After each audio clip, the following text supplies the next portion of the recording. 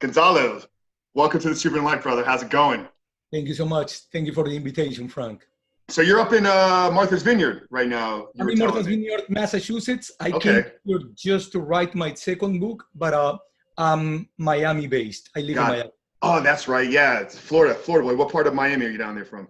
I live in North Miami, but once I go back, I probably move back to Miami Beach. Okay, okay. I got a lot of family down. My dad graduated. This is going way back, North Miami High. I don't know if Mm, that's familiar with where you're at, mm, but yeah, I got a lot of family down there. I'm just a few hours north up in Tampa, man. mhm. So yeah, second book. I want to definitely get into your first book, Conquering Porn Addiction, which I know recently just came out on Amazon. So we want to get there.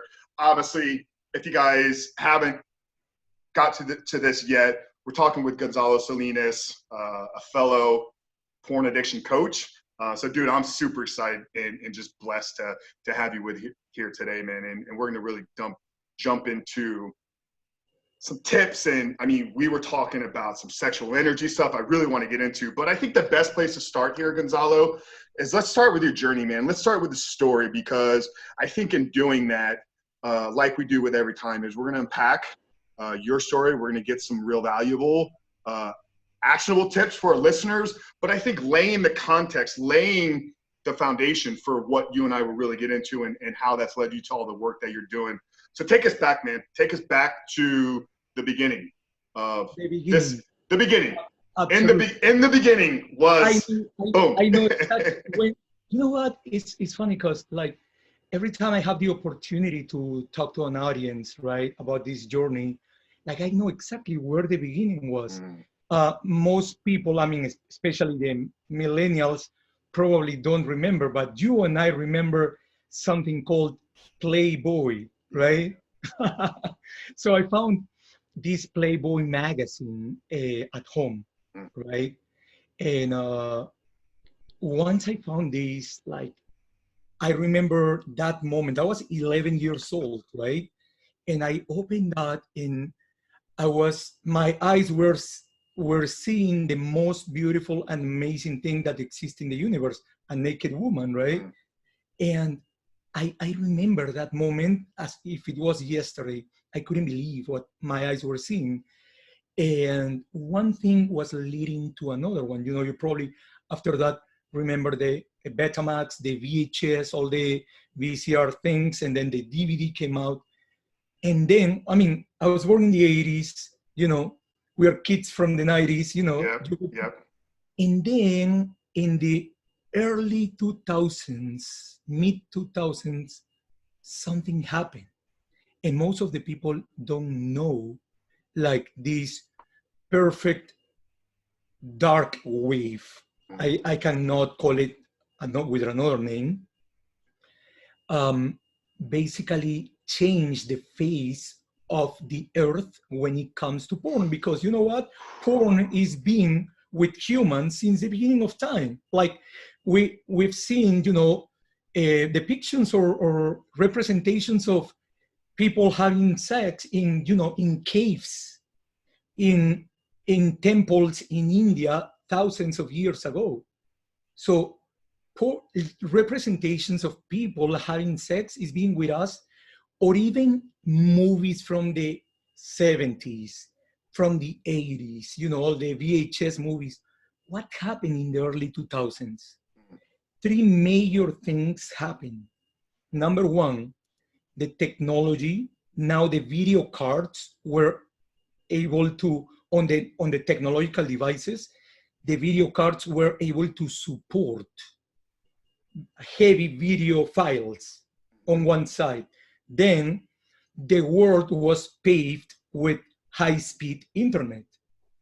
And then the third factor was that the tube sites, which is literally porn sites with the same concept of YouTube, that any person in the world with a camera in a hotel room can record somebody having sex.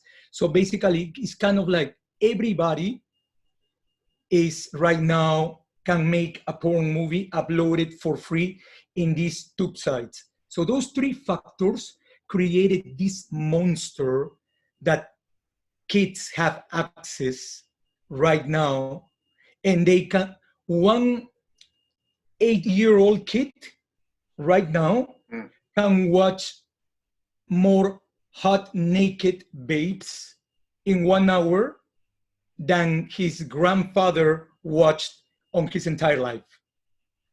Wait, let's say that one more time, because this is an extremely important part of this conversation. Mm-hmm. This is something we've addressed multiple times on this podcast. I've shared this on other podcasts that I've been a guest on, and I'm not a parent. I don't have little kids. I have nieces and nephews. I have friends that have kids that are a part of my life. I mean, I see these little humans, these souls, like unimpressionable, just like the world is at their fingertips, but understanding that they may be days or sometimes years, or even they may have already been exposed to this type of content, I guess, or just this type of videos, because it's so accessible. I mean, we've talked about the 3 A's, accessibility being one of them. You talked about it when you and I were growing up.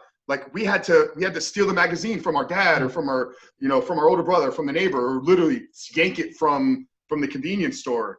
Where now, like, if you're walking around with iPhone or Galaxy, whatever, like, you don't even need like to go to the porn sites, like social media. It's there. So just speaking to the parents, speaking to directly to those that have little humans that they're responsible for. Listen to what Gonzalo just says. By the time you're 11, you could already have seen more naked women in 1 hour, 1 hour. than our ancestor, than our grandfather would have seen in his entire life.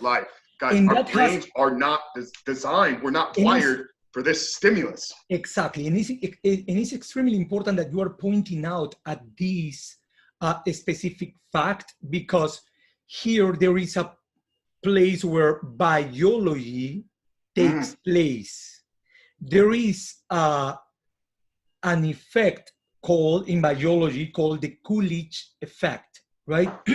And the Coolidge effect it actually comes from a funny story from President Calvin Coolidge. He was, opening some farms in the Midwest, and he went. It was like a chicken farm, right? Huge chicken farm. And when he was on the ceremony inaugurating this huge chicken farm, all the veterinaries and the people in charge of the farm were there. President Calvin Coolidge was there with his wife, and then all of a sudden, his wife looked on the side of the farm that this rooster was having sex with hens one after another. So President Coolidge's wife asked one of the veterinaries, excuse me, sir, that rooster, how many times he has sex with the hens? And the doctor said, well, Mrs. Coolidge, I think maybe like 20 to 25 times. And in a funny way, she said, go and tell that to President Coolidge, right? So the veterinary went to President Coolidge and said, President Coolidge, your wife is sending me to you and is telling me that I have to tell you that that rooster has sex with the hens like 20 or 25 times a day. And then President Coolidge replied, okay, but go and tell my wife that it's always with a different hen. So the story is, it might be a funny story, but the human brain doesn't know when it comes to watching a scene on the computer, if it's a real thing or it's not. Your brain doesn't distinguish that. What your brain does is, as a part of an evolutionary process, it provides you, whenever you watch a naked woman that you think is a fertile young female, and your brain thinks that you can pass your genetic information to this woman, your brain doesn't distinguish if it's a fiction on a screen or if it is a real woman. Your brain provides you with the hormone of reward, which is dopamine. And dopamine plays an important role because it's the hormone of motivation. So when you literally atrophy the dopamine receptors in your brain because you are giving way too much dopamine, kids today, the way they consume porn is they open 10, 12 tabs at the same time, and they start masturbating, etching, which means not ejaculating, but actually extending the time so they receive more dopamine, and then they jump from one screen to the other one, so they get to see more females and they receive more dopamine. What happens with the male body? This is a recipe for disaster because number one, being dopamine, the hormone for motivation, the person loses motivation for literally everything. The only thing that is capable of motivate that man is porn. And guess what? It creates tolerance. So you will increase the amount of time of consumption, and you increase the category. So you go more hardcore and more hardcore and more hardcore, even for things that are not even matching your sexual taste. And I can continue for an hour for all the brain damage. So basically after that, and we can talk about that, we need to like literally reboot the brain, and it takes a while.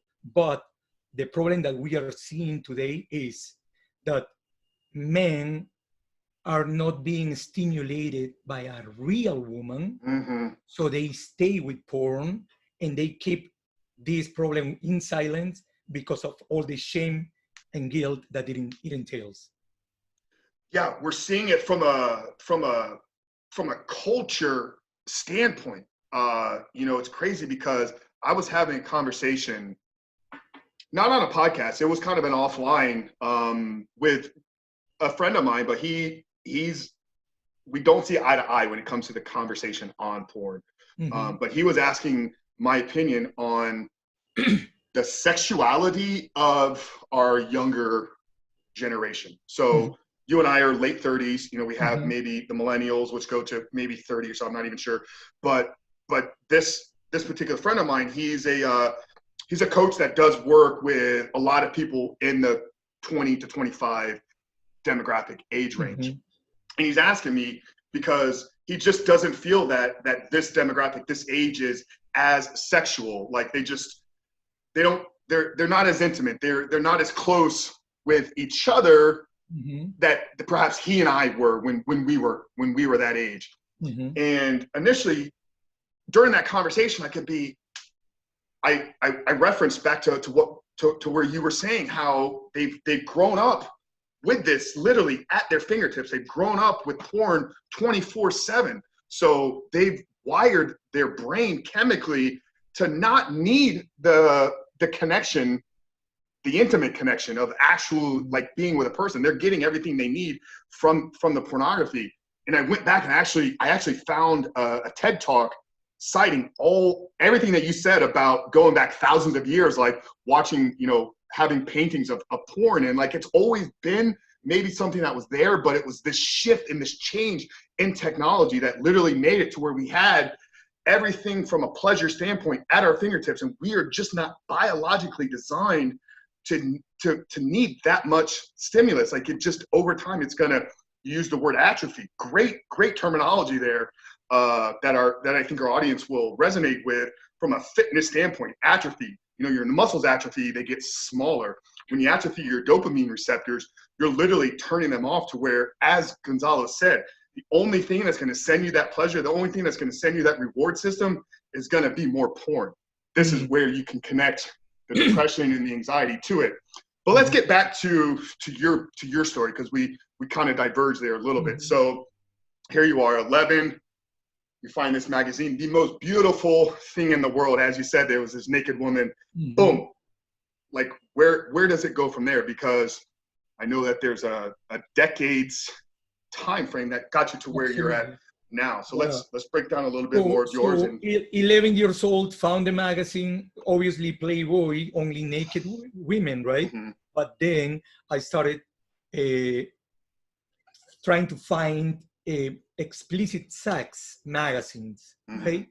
And then, you know, Betamax, VHS, DVD, porn, in high-speed internet and all that. Yep. At some point, so we're talking about 1991, I found this Playboy magazine, so all the way to 2012. Okay. And at that point, I was out of control. Like, I remember at some point, I was desperate because I was using up a big percentage of my mind power of the, you know, like you have this certain broadband in your mind of, you know, the percentage of what you are thinking about during the day. Mm-hmm. I would say a solid 85 or 90%, I was thinking about porn.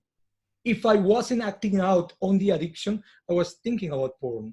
So I said, I need help. Mm. By the way, little detour, nothing was working out in my life. And I'll get back to this because later on, when I started my studies in sacred sexuality, I realized that sexual energy is your creative energy. So you create your life and literally you can instill your sexual creative energy in every single project. I remember after I grasped this, I remember going back to this like super ultra famous business book, Think and Grow Rich by Napoleon Hill. And chapter 13, you know, like, oh, you have it right there. Oh, it's an arm's reach away. This exact thing has happened on probably half a dozen shows. Yeah. We start going down the sexual transmutation. Somebody says book. Boom, exactly. I got it right there. Exactly. And you know, it has a specific chapter. By the way, Napoleon Hill is not specific about the how, but he mentions that like all the men that he interviewed, more than 500 of the wealthiest men of his time, to create, actually to put together the principles of wealth creation. And the largest majority, they all agreed with sexual transmutation, literally taking your sexual energy, your creative energy into your project. So imagine myself, I was wasting my fuel. I was wasting my creative energy. So nothing was working out. I started 3 books. I went to college to study literature. I always knew I was going to be a writer. I started 3 books on my 20s, and I never could pass page 50 because I was always running out of gas and my focus was going to porn. It was as simple as that. I was lived, right, with 3 different women, right, that were my partners, and all of them beautiful. I remember when I was living in Tampa, I lived in Tampa for a couple of years, and I lived with this gorgeous Colombian woman. And guess what? I was literally praying. So she goes to Publix, so she goes to her yoga class, so I can get together with my porn. Beautiful, gorgeous Colombian woman. So imagine that level of addiction, you know? Oh, I don't have to imagine it. I lived through it. Yeah. So let me ask you now, because I mean, speaking with you, you're so aware, you're so, you know, developed consciously. At that time, were you did you think you had a problem? Was it like in your mind, like, was it an issue? Like, were you consciously aware that like the reason I'm not succeeding, the reason I'm not getting through these books is because of my porn addiction, the reason my life is not moving forward? Did you connect it back then? In my 20s, no. Okay. It was a moment in my early 30s. Was there a single like signature defining moment for you? You know what? I remember it was a conjunction of several things, right? And I would say three major things, right? One was my initiation, my masculine initiation with the Mankind Project on one side. On the other side, I started working with sacred plants, specifically a plant from my country, from Peru, ayahuasca, right? And specifically reading two books. One, The Way of the Superior Man by David Deida, amazing book. Oh my God, yes, exactly. That one. That one. And another one called No More Mr. Nice Guy by Dr. Robert Glover. Every single man that reads that book, No More Mr. Nice Guy, there's no way that can continue being the same man. Is kind of like, I would say those two books are the two most important books for men, in my opinion, right?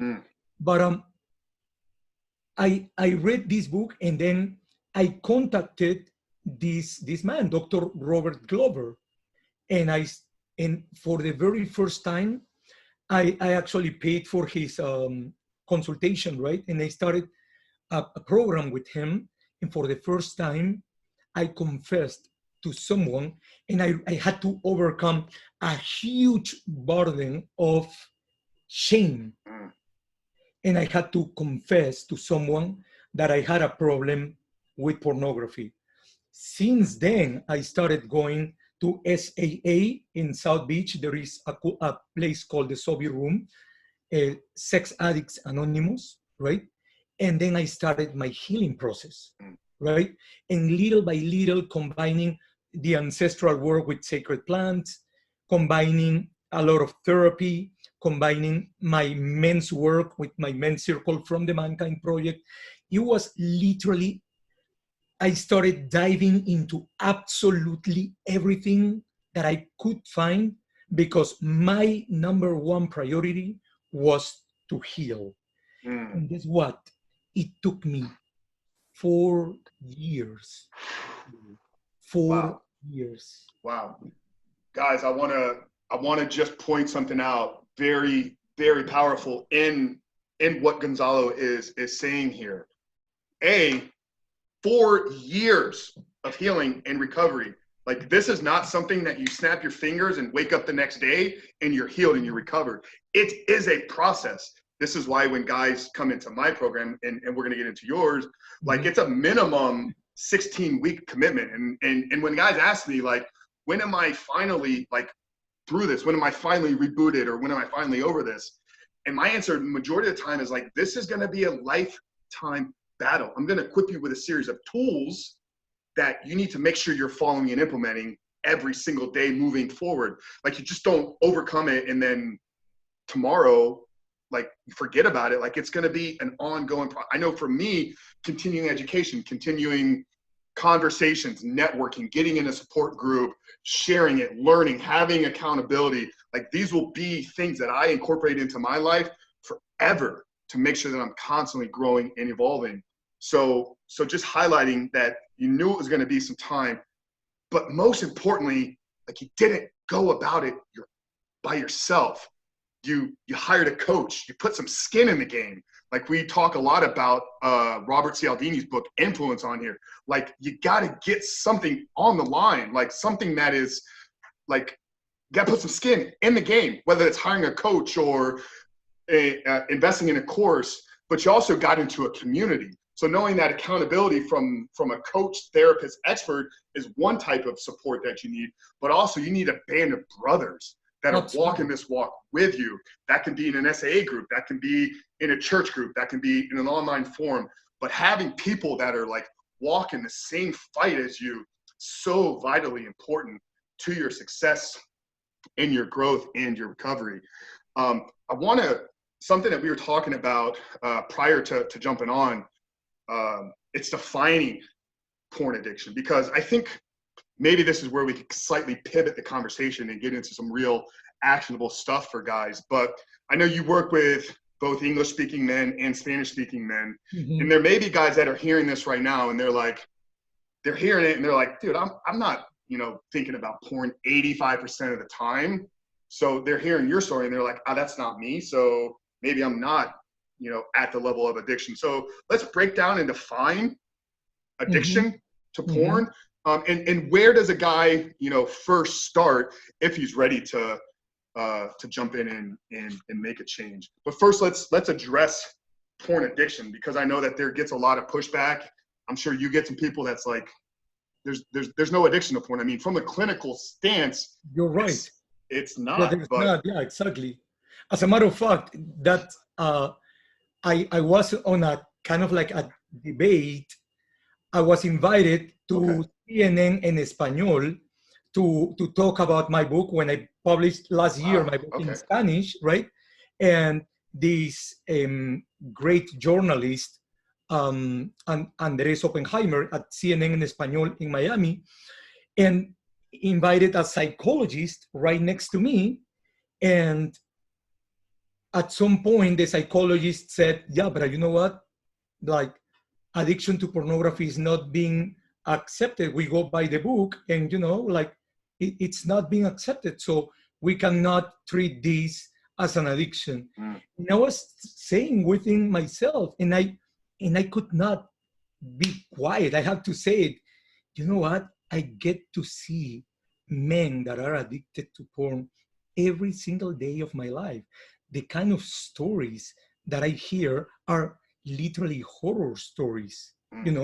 I have men that come to me that have completely lost their erection, because I mean that's obvious. If your dopamine receptors are not working, you are literally overflowing your brain with dopamine.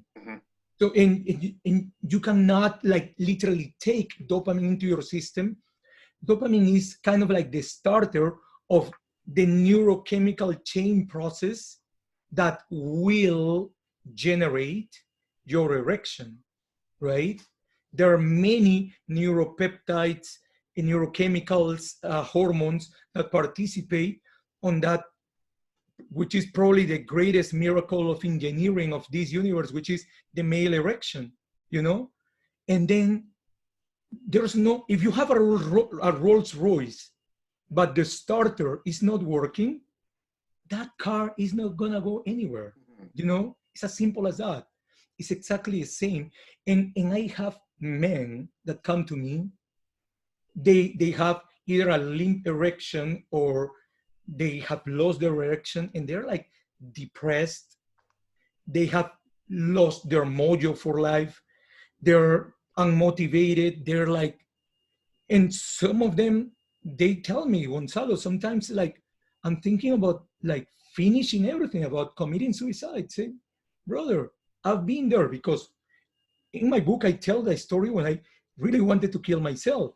Like, I was 93 days without having an erection with a woman. With porn, I was like a donkey at the beginning of the spring, But with a woman, and I had to work diligently with a tantra teacher that had a lot of patience with me. And I remember clearly the day I got my erection back. And today I have so much gratitude and appreciation for my own erection, because like I know what it feels like having a beautiful hot woman in front of me, wanting to have sex with her and not being able to get it up. So I just want to make clear, because I'm coming back to your question, but this is extremely important. No, I appreciate you, opening up and sharing this. I've shared my struggle with PIED, porn-induced erectile dysfunction, and how for a very long time, like in order for me to perform sexually, like outside of porn, but to actually have sex, like I had to have a cocktail of Viagra, Cialis, and all testosterone and all these hormones just to be able to get it up to go. So I'm not only so glad that you shared. Not only to get it up, but also to maintain the erection, you know, because like there are many consequences, physiological consequences, emotional consequences, like in psychological consequences that you get from watching porn. So going to your question, when someone is addicted to porn, there is a moment when a man knows, and you know what? It really requires brutal honesty of a man to actually see things as they are. Not better, not worse, but things as they are. And once this man start seeing, seeing these things as they are, you know, like one of the main factors is when you lose your willpower, when you need to watch porn every day, you know, when you actually, in an unconscious way, you have created a routine where porn is always present, you know, and maybe you like watch and jerk off, watch and, you know, here and there, and you don't know, like, in reality what you're doing. Like I'm telling every man, like, you do you think you are just doing this and it's not affecting you in any way? Like, number one, we're talking about a dark, you know, a porn industry, right? It's a literally a dark organization that has kidnapped the entire sexual energy of the planet right now, you know, and you are providing the two most valuable actives that you have in your life: your time that you'll never get back, and your sexual creative energy, your orgasmic energy. When you ejaculate and you've been dedicating all your focus, you've heard when Gary Vaynerchuk says eyeballs is the most valuable, is the currency of the internet, right? Just imagine that right now, Frank, we are living, this is emergency time. We are living, porn is the silent pandemic. Porn is the silent pandemic. The population of planet Earth is 7.7 billion people. And just last year, 2019, only one porn site received 42 unique, 42 billion unique visits. Only one porn site. So that's every person on planet Earth visiting 6 times. Exactly.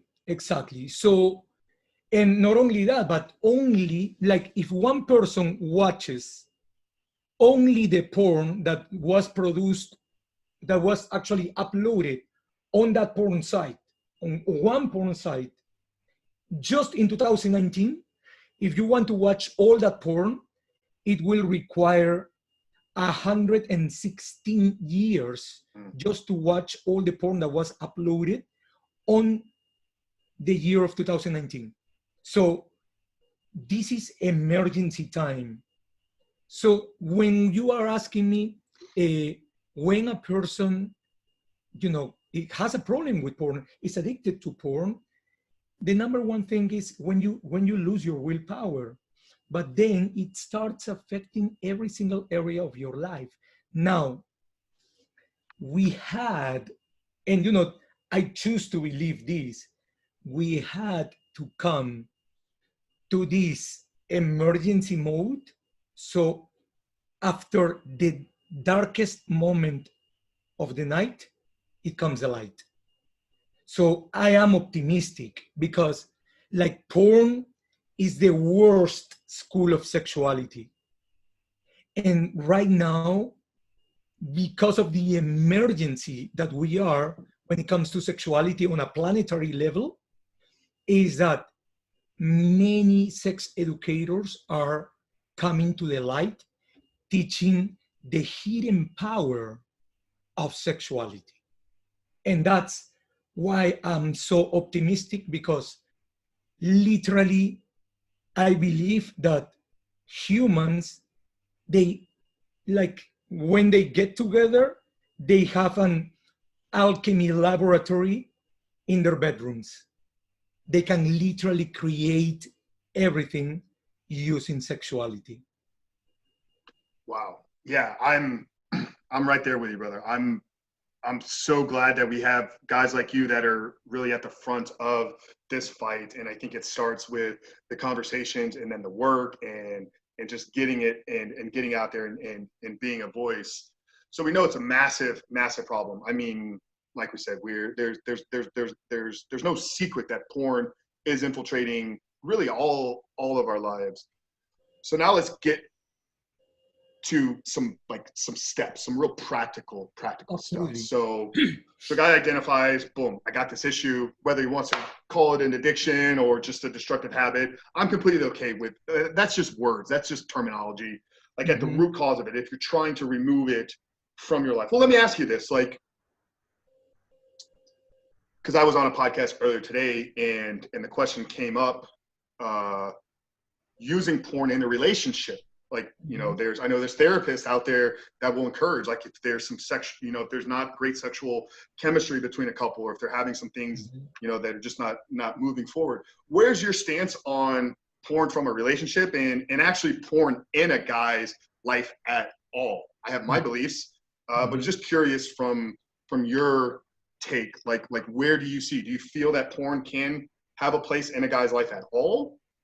And then from the relationship side point, like, what would you say to a couple that says, oh, we need to watch porn together because it improves our sex lives? I know they're kind of different and separate questions, but if you could address in one way or another, I get this question a lot, and I am very clear saying that I have no moral skin on this game. In other words, what an adult does and, you know, thinks is good and is not violating anyone's rights, like, is fine with me. And I don't have anything against this, but my crusade is actually helping men that want the help. And not only that, but the thing is, the problem is that porn portrays, I mean, the largest majority of porn portrays a very false idea of sexuality. And not only that, but also, you know, kind of like, it's a very disconnected, like, the main elements that can create like really, really gourmet sex, you know, are always absent in porn. You know, porn is kind of like this frenetic pounding, and, you know, kind of like, most of the times the woman is an object, and most of the times is an insane script. You know, is literally talking dirty to a girl, and then this huge porn actor comes already hard on and starts pounding the girl in 3 or 4 positions, and then ejaculating on her face or her breasts. End of the story, you know? And sexuality is a whole different thing. You know, there is connection. Well, now I'm studying and I'm preparing, following a curriculum at the International School of Temple Arts, ISTA, which is a school of sacred sexuality. And also I'm studying to become a sex educator, a Taoist sex educator with a private tutor. And besides sexuality, sex, besides, you know, having 2 amazing functions, which is to have fun and to procreate, you know, I love kids. I want to have kids. I'm not a father yet. I want to be a father, One function of sex, having kids, amazing. The other function, having fun, my favorite, right? But what else is there with sex? You can heal yourself or your partner on your psyche or your physical body. You can create, we were talking about think and grow rich, where you can transmutate your sexual energy and literally instill that energy into creative projects, whatever they are. It's called sex magic or sexual manifestation. There is an amazing book by Margot Anand called The Art of Sex Magic. Amazing, amazing book. And, or even, you can use sexuality for enlightenment. Like when you are capable of dissolving your own personal identity, at least temporarily, and you fusion yourself in one unity with your partner, and it's impossible to see that in porn, like sex. That's why I'm so optimistic with sexuality, because right now the real power of sex is arising. The real power of sex is coming to the light, and people will get that power back. And I'm extremely optimistic. Why? Because I am on the front line, and I'm creating beautiful alliances with Taoist sexuality teachers, with Tantra teachers, with sex educators, with sexologists, with so many people that are on the field of sexuality. And we are bringing light to the sexuality of the planet that needs it so much at this moment of history. Incredible. Obviously, going down this route of, sexual magic or sex transmutation, like we don't have enough time here, nor, I mean, this is something that you really need some hands-on one-on-one coaching. But let's, kind of maybe give a guy like a kind of beginners maybe overview. So guys hearing this, he's like, man, Gonzalo, first of all, acknowledge you, everything that you're doing amazing stuff. But he's resonating with everything that you're saying. He's realizing that porn is holding him back. He's just, he's not harnessing all that energy that he has, all that creative abilities. So he's ready. He's like, man, I'm fired up. Like, are there some quick kind of, actionable things that we can kind of give a guy right now to maybe start him down this path and down this journey of healing? Obviously we want to direct him to finding an expert that can coach him and walk him through this. But, if he's ready to kind of take the first steps, what would be the first handful of things that a guy can do on his own to maybe I can give you like the number one thing that a man can do is making a decision. And it might sound, like this is kind of like obvious, right? It's not, because I know so many men that said on Sunday afternoon, this is the last time I'm watching porn and masturbating, and they do the same on Monday and they feel like shit. It's as simple as that, So making a conscious decision and actually putting your skin on the game, like literally taking action. And then once, I take them through a process of making that decision something sacred, whatever the word sacred represents for them, and we make a sacred decision that comes from them. And then obviously support group, extremely important. Support group. I don't know a single man that have done it by himself. I don't know a single one. Then the four activities. The four activities, very simple, but are as simple as, you can do them. Entails the same difficulty of not doing them. Number one, meditation. Number two, breathing. Number three, exercising. Number four, changing your nutrition, right? So meditation actually quiets your mind. and allows you to connect with the silence, allows you to remember who you are. Meditation is extremely important. It actually slows down the brain waves. You know, there are so many studies that tell you that meditation helps you in every single way. Hmm. So meditation is crucial. Like I don't negotiate. If I tell a man that wants to work with me, are you willing to meditate? If they say no, dude, I don't want to take your money. That's it. You know, meditation is crucial because there is literally magic that happens in their minds and in their bodies with meditation. The second part is breathing, because every emotions become triggers when you are into porn, and every single emotion that we experiment is linked to a breathing pattern, and you can literally fool your system by creating breathing patterns that bring you to a more calm state. So the triggers, they don't affect you in the same way, and you start recreating a new body. By the way, there's a lot of work that you do with your body because the addiction gets into your body.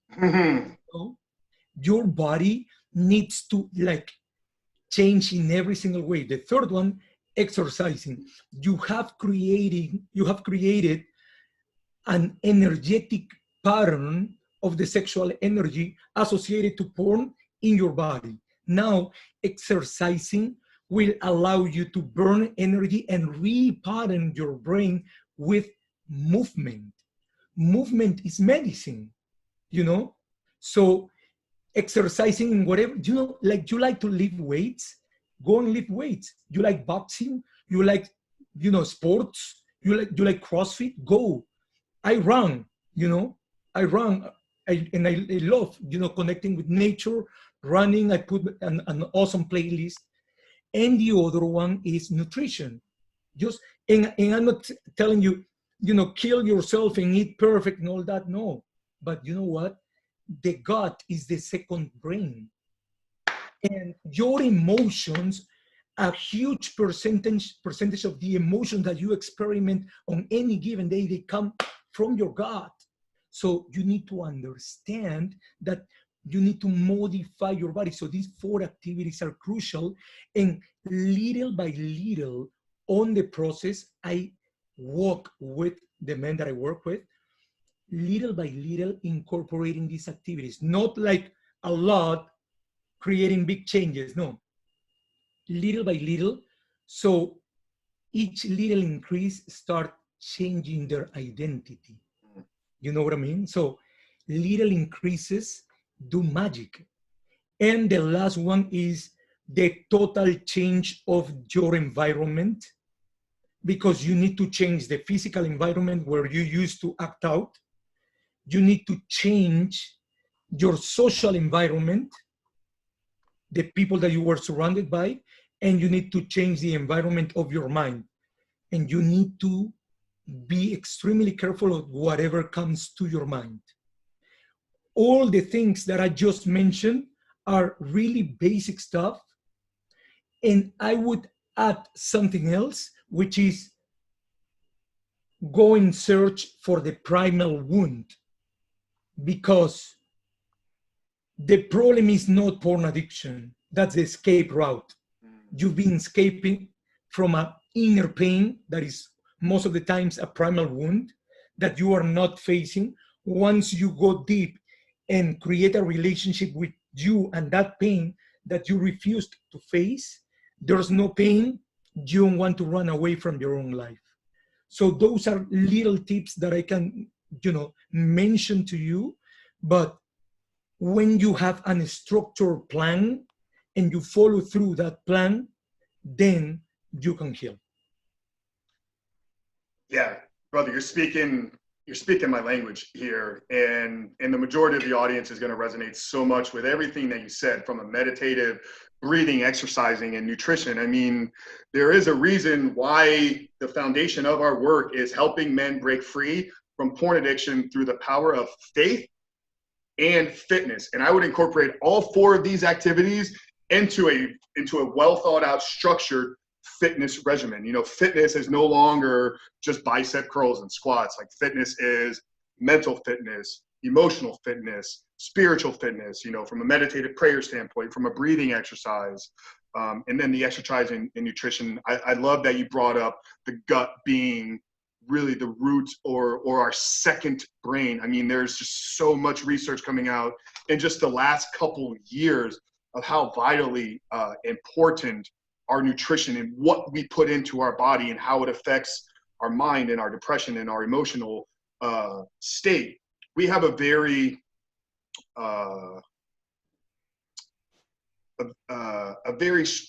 strategic, and it's a unique approach from a nutrition and how we've kind of built this into our coaching here. Is there anything? I mean, I don't want to go down the nutrition hole, but I heard you talk about alkalinity on a recent episode, and just I love the language that you used and why that was so vitally important. So if I can maybe have you share, you know, what building an alkaline body is, and maybe just how somebody can go about possibly doing that, and why it's so important.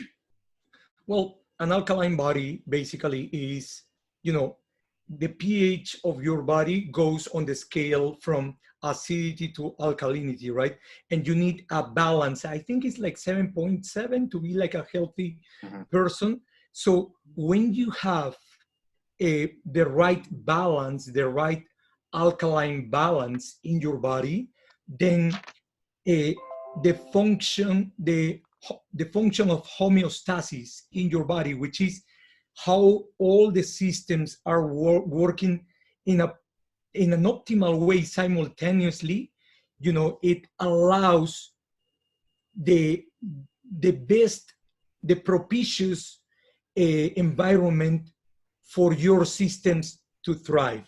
You know, basically that's the right chemical or the optimal chemical balance that your body needs to actually flourish in every way. If you go more to one side, like for example, the American diet is very acidic, right? And if you follow that, sooner or later, that is going to be reflected on the emotions that you're feeling. And sooner or later, that is going to have repercussions on anxiety, depression, and especially if you are prone to fall for addiction to pornography, you are going to fall. And then is going to happen what happens to many men, that they want to really break free from porn addiction, and then they relapse and they feel like shit, you know? And guess what? They stay there for 2 or 3 weeks, and all the work that they've been doing for like 2 or 3 months, everything goes underground, and they need to start rebooting their brains again, because you need to you need to strengthen the new neuronal connections associated to a healthy sexuality, and you need to actually take the power away from the neuronal connections that you've been feeding for so many years associated to porn. So, you know, it's kind of like all the things are connected. That's why I emphasize, and I really admire your work, because you emphasize also a lot of the work related to the body, right? Absolutely. So everything is related when it comes to the body. Yeah, and incredible. And really, I mean, this is really become the philosophy of everything that I do. At one point, I'm probably going to have it tattooed somewhere or a big banner on the wall. But if you're gonna overcome your battle with porn addiction, you must become the person that is no longer addicted to porn. Everything that I try to do is from that growth kind of development standpoint. Yeah, I love you got to address the primal wounds. You know, obviously last week's show with Steph, if you guys didn't listen to that one, make sure you check that out, where we talk about a lot of deep inner work and getting to the root cause of your child's shadow. So much value in that episode, guys. If you're at the point where uncovering your primal wound is the stage that you're in, make sure you check out the conversation with Steph Sanandos, episode 39, I believe it was. But yeah, we talk a lot about growing, about becoming, about ultimately, because we're in the constant evolution, where we're constantly becoming a different person. If we're stuck in our addiction, if we're stuck in porn and masturbation every single day, think about 85% of the time, we're not becoming anybody new. If we're going to move beyond that, we have to develop ourselves into that person that is no longer victim to that wound, that is no longer victim to the trigger, that is no longer victim to whatever the sexual urge may be that drives us to it. So I love you and I just speak so much of the same language. It's about identifying who can we become, and then let's put the work and grow and evolve and become that new person. So amazing, man. Amazing. I feel like you and I could chat forever, man. And I know that we're going to link up after this and we're going to schedule time. So guys, I'll be on Gonzalo's. He's got a podcast. I'll be on there in the coming weeks, and we'll make sure to get you all that info when that's out. Real quick, because we mentioned at the beginning that you're up working on your second book. We didn't really address your first book. I know you've had the Spanish version out for a little bit.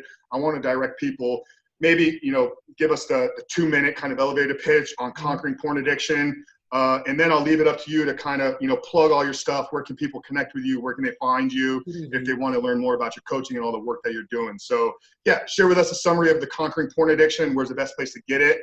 And then just where's the best place to connect with you? The book is available on Amazon, Conquering Porn Addiction by Gonzalo Salinas, right? It's Gonzalo Salinas.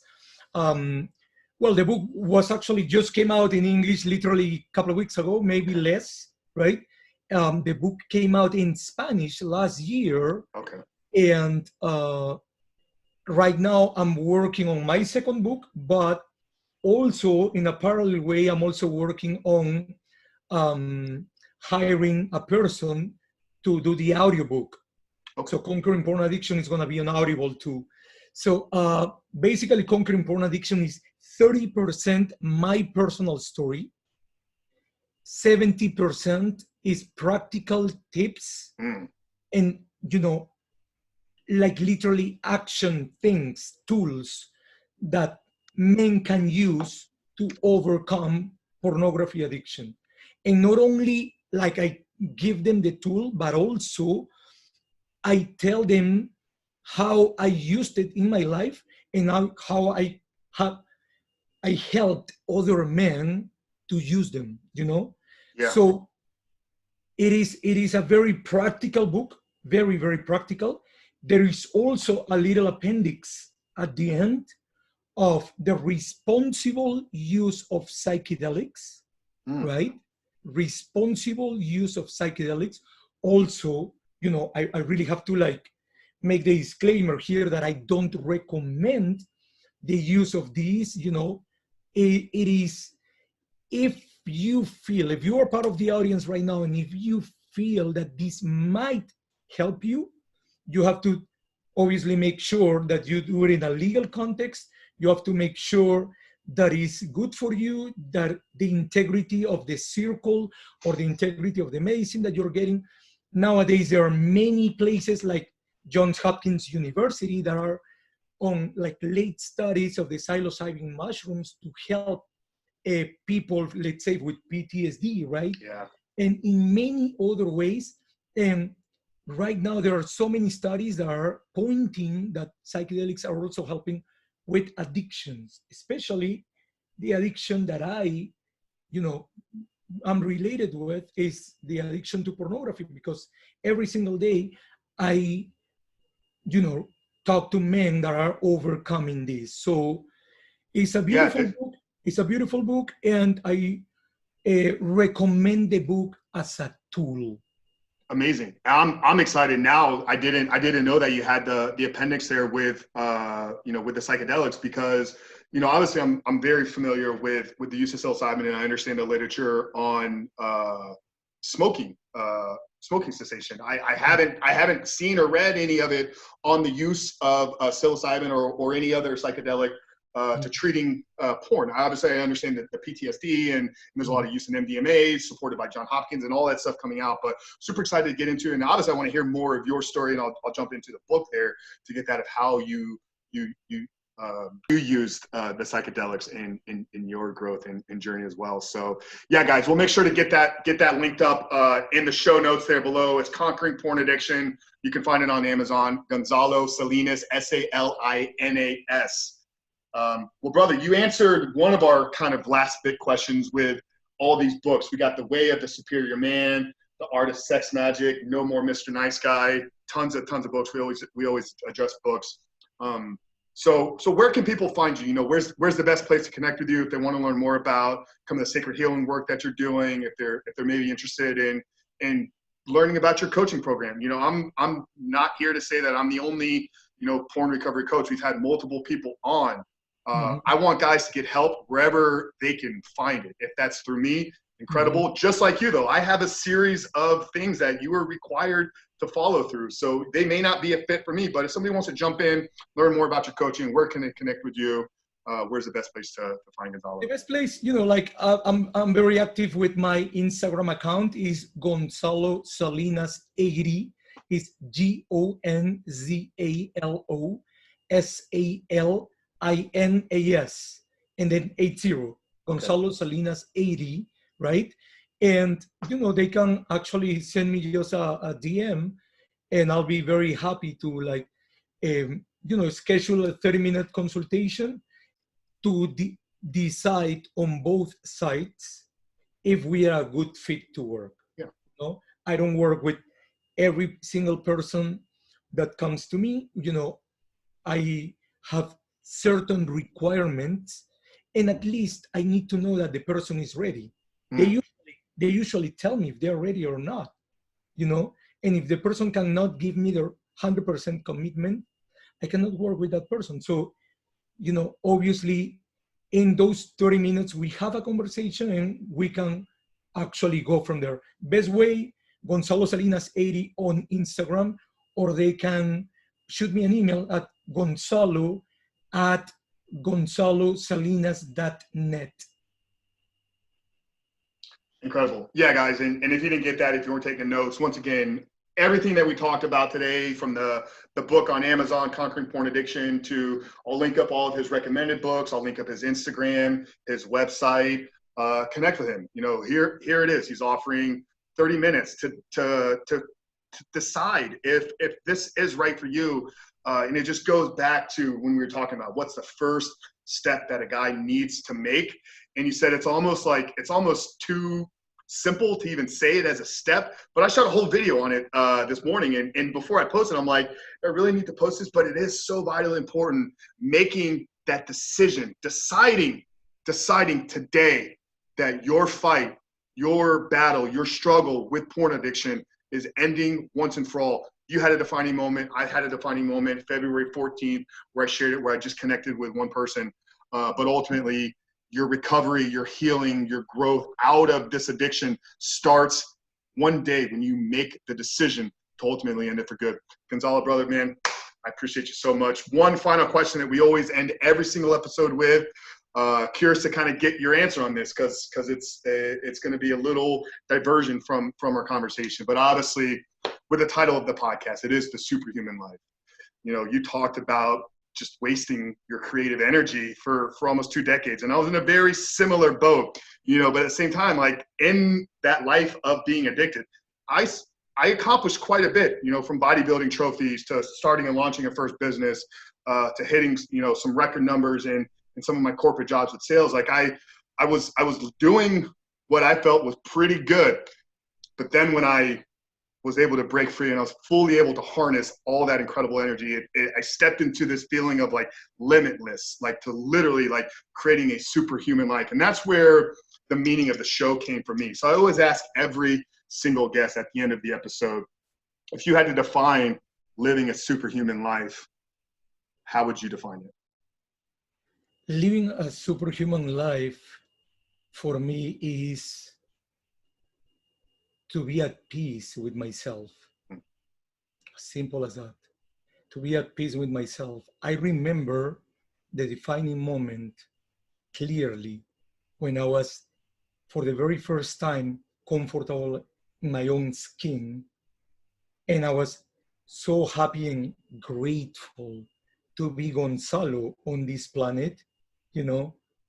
In that moment, that was for me. This is there's no other way, no better way to define this than as a superhuman life, you know. Be at peace with myself. Incredible, brother. Well, I just want to acknowledge you once again for the work that you're doing, for being a true leader on this fight for what it truly is we are at war. So I want to I want to acknowledge you. I want to commend you.